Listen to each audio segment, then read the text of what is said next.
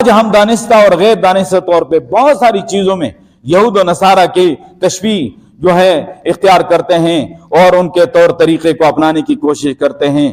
تو ان میں سے ایک چیز جو ہے تو یہ جو پتنگ بازی ہے اور یہ جو بسنت کے نام سے جو ایک رسم ہے، اس کو معاذ اللہ ثقافت کا نام دیا گیا ہے. یہ مسلمانوں کی ثقافت نہیں ہے، یہ خالصتاً ہندوانہ رسم ہے اور یہ ہندوؤں کا دور طریقہ ہے، اور مسلمان جو ہیں ایسا طریقہ نہیں اختیار کرتے، اور اس میں جتنی بھی خرابیاں ہیں وہ ہمارے سامنے ہیں.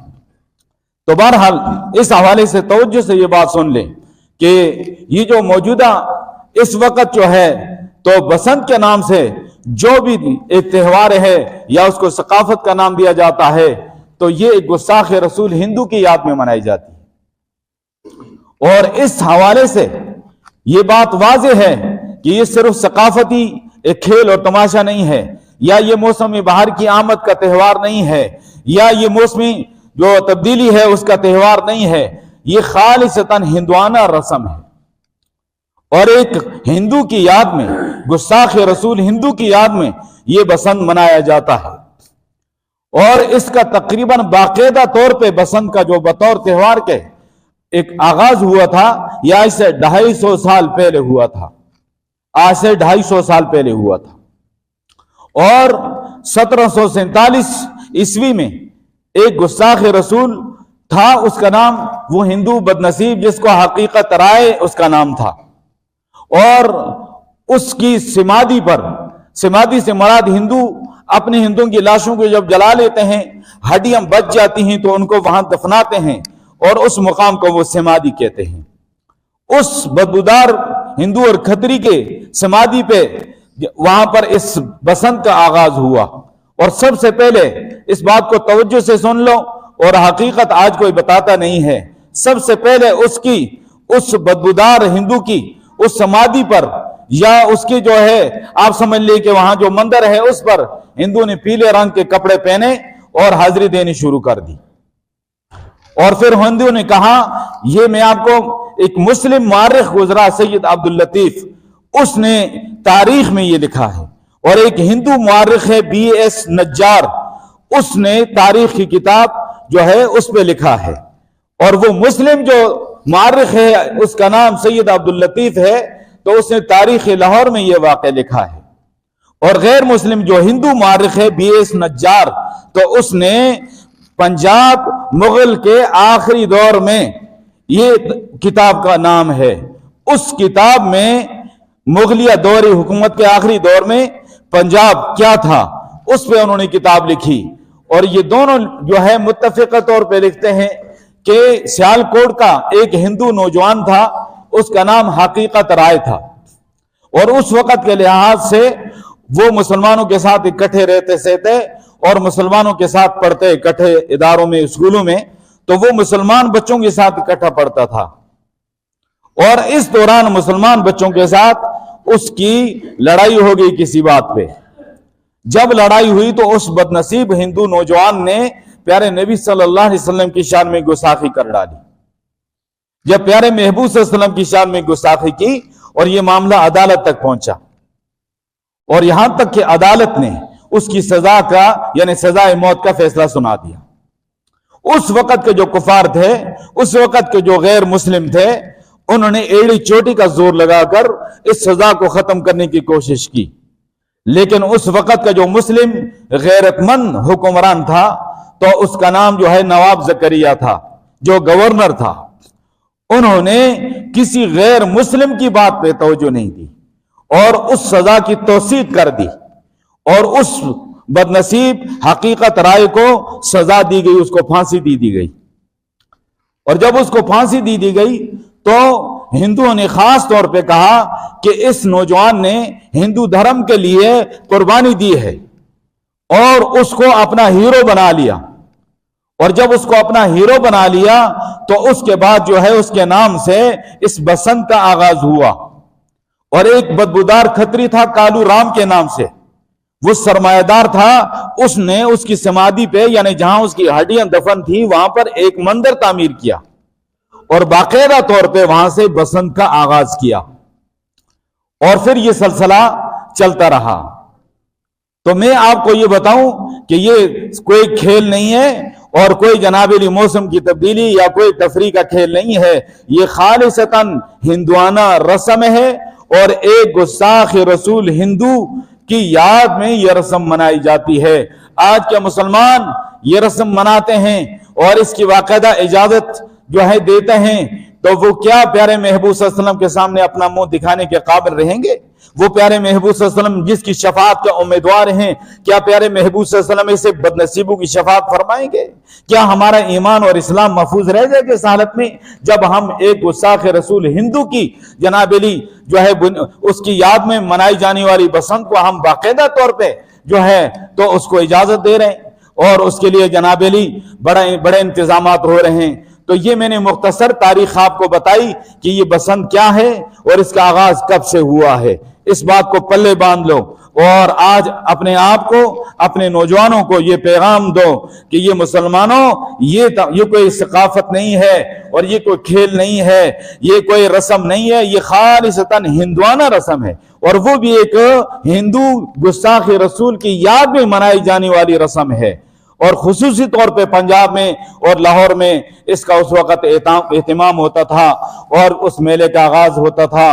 और लाहौर शहर के मशरक़ी जानिब ख्वाजा जो है कोट ख्वाजा सईद खोजा शाह का कब्रिस्तान करीब है, उसके साथ ही उस मलून की वो यादगार अब भी मौजूद है और वो मंदिर अब भी मौजूद है और वहीं से ये सिलसिला शुरू हुआ। और आज हम जो है मुसलमान होकर तो इस सिलसिले में हम उस हिंदू बदबूदार खतरी की याद में जनाबेली गुस्ताख रसूल की याद में मनाई जाने वाली बसंत को हम सकाफत का नाम देकर तो जनाबेली अपने मुल्क के अंदर जो है उसको राइज करते हैं और उसकी बाकायदा इजाजत देते हैं। मुझे ये बात समझ नहीं आती कि पाकिस्तान जब बना तो उसके लिए लाखों मुसलमानों ने कुर्बानियां दी और लाखों माँ बहनों बेटियों ने अपनी इज्जतों के दांव पे लगा दिया और ये मुल्क जो है बड़ी कुर्बानियों के बाद हासिल हुआ। अगर वो हिंदुआना रस्में तुमने अपनानी थी तो कुर्बानियां देने की क्या जरूरत थी? ये दो कौमी नजरिए की बुनियाद पे बनने वाला मुल्क है, तो दो कौमी नजरिया वो कहां चला गया तुम्हारा? और आज जो है तो तुम उनकी जो है दिवाली है या होली है या इसी तरीके से ये जो बसंत के नाम से उनकी रस्में हैं उनको यहां पर हम पाकिस्तान में मनाते हैं, तो फिर ये कुर्बानी देने की क्या जरूरत थी और उन हिंदुओं से इलाही इख्तियार करने की क्या जरूरत थी? और दो कौमी नजरिए की बुनियाद पे कादी आजम ने मुसलमानों के साथ मिलकर जो कुर्बानी दी, तो उस कुर्बानी का क्या बनेगा? तो आज हम जो है अपने आप को मुसलमान कहलाने वाले दानिस्ता तौर पे या गैर दानिस्ता तौर पे वो हिंदुओं की उस रस्म को अपनाते हुए जनाबेली, तो हमें जरा भी इसकी एहसास नहीं है कि ये तो बहुत बड़ा जुर्म है और ये गैर मुस्लिमों का तरीका है, ये हिंदुओं का तरीका है, ये गुस्ताख रसूल हिंदू की याद में मनाई जाने वाली जनाबेली एक रस्म है और इसको तुम त्योहार का नाम दे रहे हो, सकाफत का नाम दे रहे हो। हमारी सकाफत जो है वो इस्लामी सकाफत है, हमारी तहजीब जो है वो इस्लामी तहजीब है, हमारी तहजीब का मरकज मक्का और मदीना है, दिल्ली नहीं है, वाशिंगटन नहीं है मेरे दोस्तों, न्यूयॉर्क नहीं है। हमें मक्के और मदीने की तरफ देखना होगा। तो इसलिए हमारे प्यारे महबूब सल्लल्लाहु अलैहि वसल्लम ने फरमाया कि तुम यहूद और नसारा के साथ तशबीह इख्तियार न करना। और इस हिंदुआना रस्म में कितनी सारी जो है खराबियां हैं, कुफार की मुशाहबत वाली खराबी इलादा है और इंसान जो है फराइज से गाफिल होकर तो जनाबेली उस शैतानी खेल में पड़ जाता है और इससे कितना नुकसान होता है। और फरमाया कि जान और माल का कितना नुकसान होता है, छतों के ऊपर चले जाते हैं और बेपर्दगी होती है और लोगों का चैन सुकून खत्म हो जाता है और हंगामा आराई होती है और जनाबेली जो है तो स्पीकर लगाए जाते हैं और उसके लिए सलसले होते हैं। तो वहां पर जो है कानून हरकत में नहीं आता है।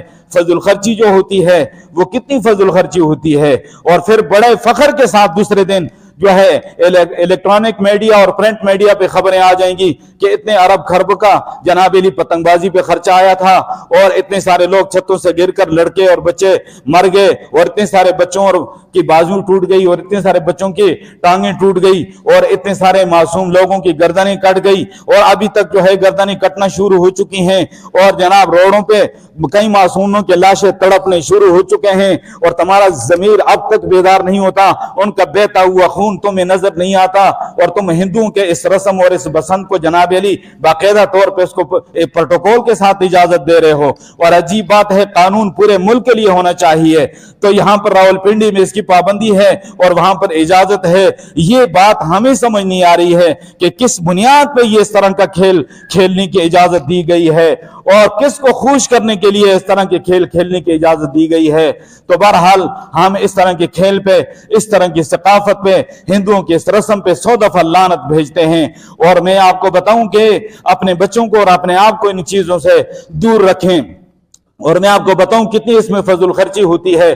कुरान करीम में अल्लाह ने फरमाया कि वातुल कुर्बा हक़हू वातुल कुर्बा हक़हू, और अपने क़राबादारों को उनका हक दो। और फरमाया कि वल मिस्कीन, और मिस्कीनों का हक दो, वब्न सबील, और मुसाफिरों का हक दो, वला तुबद्दिर तबदीरा, और फजल खर्ची न करो। इन्नल मुबद्दिरीन कानू इख्वान शयातीन, बेशक फजल खर्चियां करने वाले शैतानों के भाई हैं। वकान शैतान लिरब्बिही कफूरा, और शैतान अपने रब का नाफरमान है और अपने रब का इनकार करने वाला है। तो तुम शैतान के रास्ते पे चल रहे हो, तुम फजल खर्चियां कर रहे हो और अरबों खरबों का नुकसान होगा, कितना जानी नुकसान होगा, और उस पर फख्र करोगे।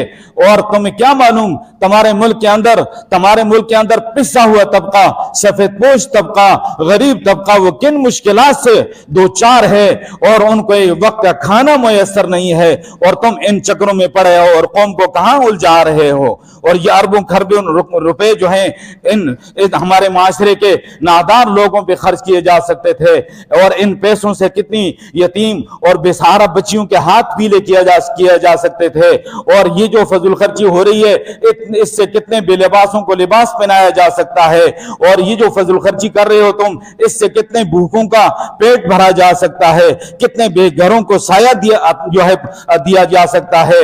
लेकिन इसके बावजूद बड़े फख्र के साथ जनाब अली ये फजल खर्ची पे और बड़ा एक दूसरे को दावत देकर तो वो हो रहा है। तो बहरहाल ये चीज जो है इसे अपने आप को बचाना है, और इसमें जान और माल का भी नुकसान है, फजल खर्ची भी है। हमारी नई नस्ल वैसे ही तबाही के दहाने पे है, और जनाब अली इंटरनेट और सोशल मीडिया ने तो पहले ही हमारी नस्ल को खोखला कर दिया, ऊपर से इस तरह की चीजें लाकर मजीद उनको तबाही की तरफ जो है तो ले जाने की कोशिश की जा रही है। तो बहरहाल पतंग लूटना जो है तो फरमाया कि ये हराम है, पतंग बनाना हराम है, और पतंग जो है तो खरीद और फरोख्त में जो है शरीक होना हराम है। इस कारोबार में जो शरीक है वो हराम है। इससे लोगों को चाहिए कि मुतबादल हलाल रोजगार अपने लिए तलाश करें, इस हराम की कमाई से अपने आप को, अपनी नस्लों को बचाएं। और वो मशहूर है कि हराम की कमाई नस्लों की तबाही। प्यारे महबूब सल्लल्लाहु अलैहि वसल्लम की रिवायत हजरत अबू हुरैरा रज़ियल्लाहु अन्हु फरमाते हैं कि फरमाया रजुलन, प्यारे महबूब सल्लल्लाहु अलैहि वसल्लम देखा एक शख्स को, यत्तबिउ हमामता, फरमाया कि वो एक कबूतर के पीछे भाग रहा है। फ़क़ाल, पस फरमाया प्यारे महबूब सल्लल्लाहु अलैहि वसल्लम ने, शैतानुन यत्तबिउ शैतानतहु, ये एक शैतान है जो दूसरे शैतान के पीछे लगा हुआ है। आज पतंगबाजी में, पतंग लूटने के लिए पतंग के पीछे भागने वाला इस हदीस की रोशनी में गोया कि ये शैतान है और उस शैतान के पीछे लगा हुआ है। और इससे कितने नुकसानात होते हैं, कितने लोग छतों से गिरते हैं, कितने लोगों की जनाब अली बाजू और टांगें टूट जाती हैं, कितने लोग जो हैं तो जान से हाथ गुनवा बैठते हैं, कितने लोगों की गर्दनें कट जाती हैं, कितनी मासूमों के लाशें तड़पते हैं सड़कों पे। इसमें हमें जो है अल्लाह का खौफ करना चाहिए। प्यारे महबूब सल्लल्लाहु अलैहि वसल्लम की हदीस है, नहीं लूटता कोई लूटने वाला जिसकी तरफ लोग निगाह उठा उठा कर देखते हों, मगर वो ये नहीं हो सकता कि मोमिन रहे। कोई चीज लूटता है, सारे लोग उसको देख रहे हों, फरमाया तो वो मोमिन नहीं रह सकता है। तो ये बड़े फख्र के साथ लूटा जाता है और उसमें खुशी महसूस की जाती है। किसी का माल ना हक और ना उसकी खुशी के बगैर लूटना ये नाजेज है। और जनाब अली एक कहता जी ये तो एक खेल है और सारे ऐसे कर रहे हैं। मैंने कहा जिसकी जो डोर कट रही है या पतंग कट रही है उसके जज्बात को तुम देखो, उस पे दिल पे क्या गुजरती है। गलत कर रहा है लेकिन उसका माल लूटा जा रहा है और उसको फख्र समझे जा रहा है। उसके बस में हो तो वो कहीं फुट बुलंदी पे जाकर अपनी डोर को बचा ले, लेकिन वो बेबस होकर देखता रह जाता है। तो किसी का माल ना हक तौर पे उसकी खुशी के बगैर लूटना और इस पे फख्र करना ये बहुत खतरनाक बात है। اور یہ فضل خرچی ہے۔ تو بہرحال اللہ تبارک و تعالی ہمیں سمجھنے کی توفیق عطا فرمائے۔ یہ جو حدیث میں نے سنائی یہ بخاری و مسلم کی ہے، تو اس لیے اپنے آپ کو بھی اپنے بچوں کو بھی اس منحوس کھیل سے آپ بچائیں۔ اور جناب علی آپ کو پتہ ہے کہ ہمارے راولپنڈی کینٹ کی سطح پہ تو سختی کے ساتھ اس پہ پابندی ہے اور باقاعدہ سے قانونی کارروائی ایسے لوگوں کے خلاف ہوگی، اور جو بچے اس طرح کے فعل کا ارتکاب کریں گے تو ان کے بڑوں کے خلاف کارروائی ہوگی۔ تو اس لیے آپ اس بات کا خیال لحاظ رکھیں اور اپنے بچوں کو بھی سمجھائیں اور خود بھی جو ہے اپنے آپ کو اس منحوس کھیل سے بچانے کی کوشش کریں۔ وآخر دعوانا ان الحمد للہ۔